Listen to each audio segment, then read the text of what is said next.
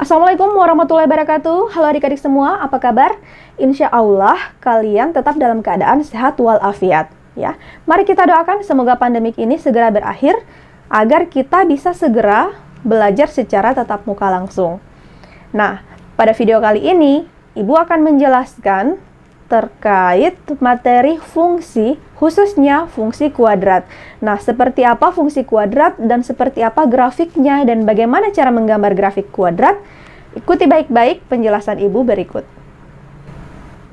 Nah, tujuan pembelajaran kita pada hari ini itu masih sama dengan pertemuan sebelumnya, yaitu melalui model problem-based learning dengan menggali informasi dari bahan ajar dan video pembelajaran yang disajikan guru pada Google Classroom, berbagai sumber belajar yang relevan, internet, peserta didik dapat menjelaskan dan menentukan fungsi secara formal yang meliputi notasi, daerah asal, daerah hasil, dan ekspresi simbolik, serta sketsa grafiknya dengan aktif, teliti, disiplin, dan bertanggung jawab.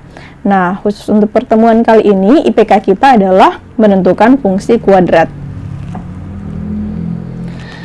Nah, saya akan menjelaskan bagaimana langkah-langkah dalam menggambar grafik fungsi kuadrat. Nah, bentuk umum dari fungsi kuadrat yaitu fx sama dengan ax kuadrat ditambah bx ditambah c, dengan a, b, dan c elemen bilangan real, dan a tidak sama dengan 0. Nah, bentuk ini sudah pernah kalian peroleh saat kalian di jenjang SMP ya. Saya rasa ini sudah tidak asing lagi. Tapi mungkin pada saat SMP kalian belajarnya persamaan kuadrat ya. Nah, jadi kalau dilihat dari bentuk itu, maka ketahuan bahwa y itu sama dengan si fx. Nah, untuk membuat sketsa grafik fungsi kuadrat fx sama dengan ax kuadrat tambah bx tambah c secara umum dapat ditempuh langkah-langkah sebagai berikut ya. Yang pertama, kita perlu mencari titik potong grafik dengan sumbu koordinat. Nah, sumbu koordinat Kartesius itu ada dua, yaitu sumbu X dan sumbu Y. Jadi kita cari masing-masing pada setiap sumbu di manakah titik potong grafik dengan sumbu X maupun sumbu Y. Nah, yang pertama titik potong dengan sumbu X. Nah, titik potong dengan sumbu X diperoleh jika Y itu kita jadikan sama dengan 0 ya. Nah, dengan demikian diperoleh ax kuadrat tambah bx tambah c sama dengan 0. Tadi kan bentuknya adalah y sama dengan ax kuadrat tambah bx tambah c kan. Nah, kalau kita jadikan y-nya 0 atau fx-nya 0, maka fungsi kuadratnya akan berubah menjadi ax kuadrat tambah bx tambah c sama dengan 0. Nah, absis titik potong dengan sumbu X diperoleh dari akar-akar persamaan kuadrat tersebut. Nah, banyaknya titik potong dengan sumbu X tergantung dari nilai diskriminannya, yaitu D sama dengan B kuadrat kurang 4AC. Jadi, kita bisa deteksi dari nilai D-nya atau nilai diskriminan. Nah, jika D-nya lebih dari 0, grafik fungsi sumbu X akan memotong sumbu X di dua titik yang berbeda. Nah, jika D-nya sama dengan 0, maka grafik akan menyinggung sumbu X atau hanya akan menyentuh di satu titik. Dan jika D-nya kurang dari 0, maka grafik tidak akan memotong atau menyinggung sumbu X. Nah, ilustrasinya itu bisa saya gambarkan seperti ini ya. Jika D-nya lebih dari 0, maka kemungkinan grafiknya akan seperti ini. Jadi ada dua titik potong. Untuk yang terbuka ke atas, dia akan ada dua titik potong ya, misalkan titik A dan titik B. Jika yang terbuka ke bawah juga ada dua titik potong. Ini saya lupa menaruhkan titiknya, tapi jelas kelihatan kalau ini yang mendatar adalah sumbu X, maka titik potongnya ada di sini. Ada dua ya, 1, 2. Nah, untuk D yang sama dengan 0, tadi kalau D sama dengan 0 berarti grafiknya akan menyinggung sumbu X. Nah, ilustrasinya akan seperti ini. Menyinggung atau hanya menyentuh di satu titik. Nah, jelas itu adalah titik puncaknya ya. Jika terbuka ke atas akan seperti ini, dan jika terbuka ke bawah akan seperti ini gambarnya. Kemudian untuk D yang kurang dari 0 itu artinya grafik tidak akan menyentuh sumbu X. Nah, dua kondisinya yaitu dia akan melayang di atas sumbu X atau berada di bawah dari sumbu X. Ya, tergantung jenis grafiknya. Nah, yang kedua, titik potong dengan sumbu Y. Nah, titik potong dengan sumbu Y diperoleh jika X sama dengan 0.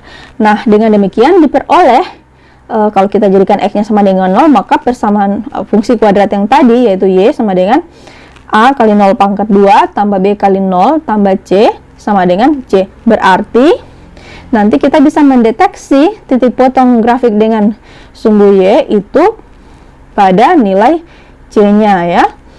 Nah, posisi titik potongnya tergantung pada nilai C.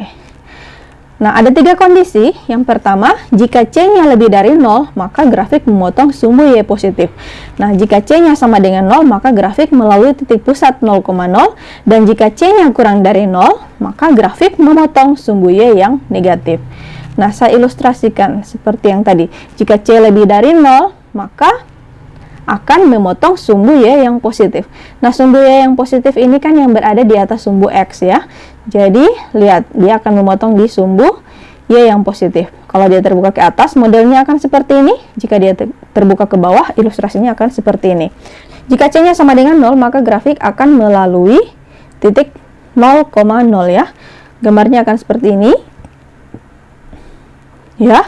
Kemudian, jika C-nya kurang dari 0, maka grafiknya akan memotong sumbu Y yang negatif. Nah, ilustrasinya akan seperti ini.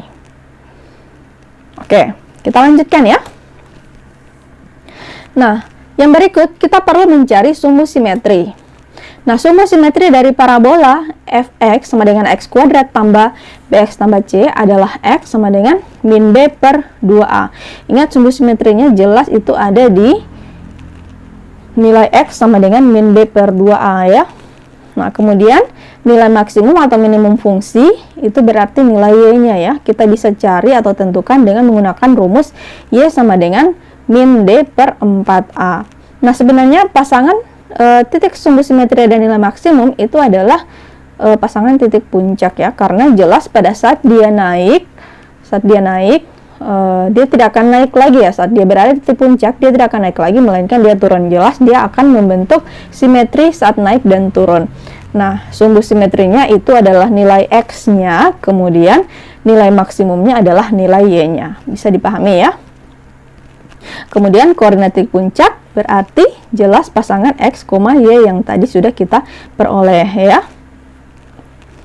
Oke, ini kan kelihatan rumusnya sama ya, min B per 2A. Tadi kan kita dapat ini, min B per 2A, kemudian ini min D per 4A. Nah, membentuk fungsi kuadrat. Nah, untuk membentuk fungsi kuadrat itu ada beberapa cara ya, tergantung apa yang diketahui.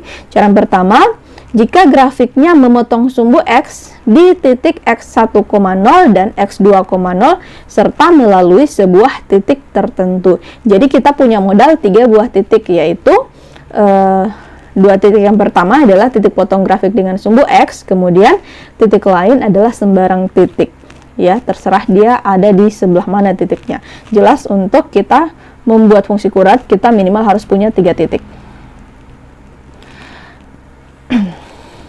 Maka kita bisa menggunakan rumus ini ya. Jadi Y sama dengan A dalam kurung X kurang X1 dalam kurung X kurang X2. Nah, X1 dan X2 nya dari mana? Dari titik potong sumbu X yang tadi. Nah, A-nya kita peroleh dari mana? A-nya nanti akan kita peroleh setelah kita mensubstitusi nilai X dan Y dari titik yang ketiga ya. Jadi kita substitusi semua titiknya di sini ya. Ada titik potong sumbu yaitu si X1 dan X2. Kemudian titik ketiga yang dilalui yaitu nilai X dan nilai Y-nya yang kita ambil. Nanti kita akan peroleh nilai A. Nah, setelah nilai A-nya diperoleh, baru bisa kita substitusi kembali ke formula ini untuk menentukan fungsi kuadratnya. Nanti kita hanya mengganti nilai A dan X1 dan X2 saja. Oke, ini akan lebih mudah jika saya jelaskan dalam aktivitas ya. Kemudian cara yang kedua itu jika grafiknya memiliki titik puncak dan melalui sebuah titik tertentu. Jadi kita hanya butuh 2 titik ya, dengan syarat titik yang pertama adalah titik puncak, kemudian titik yang kedua adalah sembarang titik yang dilalui oleh grafik itu. Maka kita bisa menggunakan formula Y sama dengan A dalam kurung X kurang X puncak pangkat 2 tambah Y puncak. Jadi nanti ini akan kita pakai ya, X puncak dan Y puncaknya diambil dari titik yang diketahui. Kemudian X dan Y dari titik lain yang dilalui grafik, kita bisa peroleh nilai A ya. Nah, setelah A-nya diperoleh, maka kita substitusi kembali ke persamaan ini untuk mencari bentuk fungsi kuadratnya. Kemudian yang ketiga, menyusun fungsi kuadrat jika grafiknya melalui 3 buah titik ya. Jadi sembarang titik, tidak harus dia titik potong sumbu X, tidak harus titik puncak ya. Jadi sembarang titik, bisa titik X1 Y1, kemudian X2 Y2 dan X3 Y3. Maka rumus fungsi kuadratnya dapat dinyatakan dengan Y sama dengan X kuadrat tambah BX tambah C. Nanti kita tinggal substitusi nilai X1, X2 dan X3-nya ya. Kemudian Y1, Y2, dan Y3-nya. Nah, setelah kita dapat, maka kita akan peroleh sistem persamaan linear 3 variabel. Nah, ini ada kaitannya dengan topik kita sebelumnya pada KD 3.2 ya. Nanti untuk menentukan nilai A, nilai B, dan nilai C-nya, tinggal kalian gunakan cara penyelesaian sistem persamaan linear 3 variabel. Kemudian yang keempat, menyusun fungsi kuadrat jika sketsa grafiknya diketahui.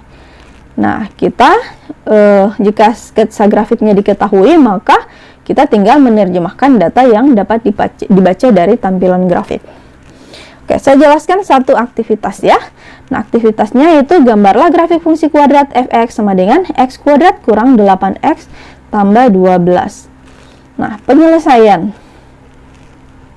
Fx sama dengan x kuadrat kurang 8x tambah 12, maka pertama-tama kita tentukan dulu koefisien dari nilai koefisien A, B, dan C ya. Ingat, persamaan kuadrat itu bentuk umumnya adalah x kuadrat tambah bx tambah c. Jadi yang melekat di x kuadrat itu adalah A, yang melekat di x adalah B, dan konstantanya adalah C.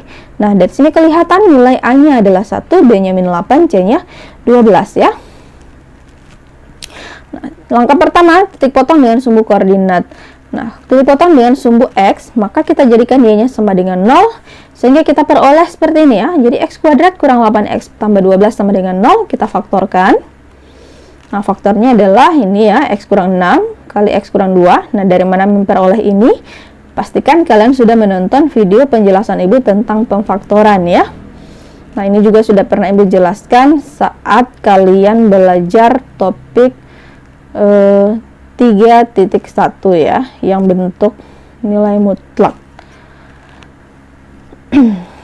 Nah, kita dapat nilai X kurang 6 sama dengan 0, X kurang 2 sama dengan 0, maka nilai X-nya sama dengan 6 atau nilai X-nya sama dengan 2. Jadi titik potong grafik dengan sumbu X, nah ini karena ini nilai X, maka dia akan jadi 6,0 dan 2,0. Kemudian yang langkah kedua, kita cari titik potong dengan sumbu Y. Nah, untuk mencari titik potong dengan sumbu Y, kita jadikan X-nya sama dengan 0, maka Y sama dengan F0. Nah, kita jadikan X-nya 0, jadi ini jadi 0 kuadrat kurang 8 kali 0 tambah 12 sama dengan 12. Jadi titik potong grafik dan sumbu Y adalah 0,12. Nah, kemudian kita cari persamaan sumbu simetrinya.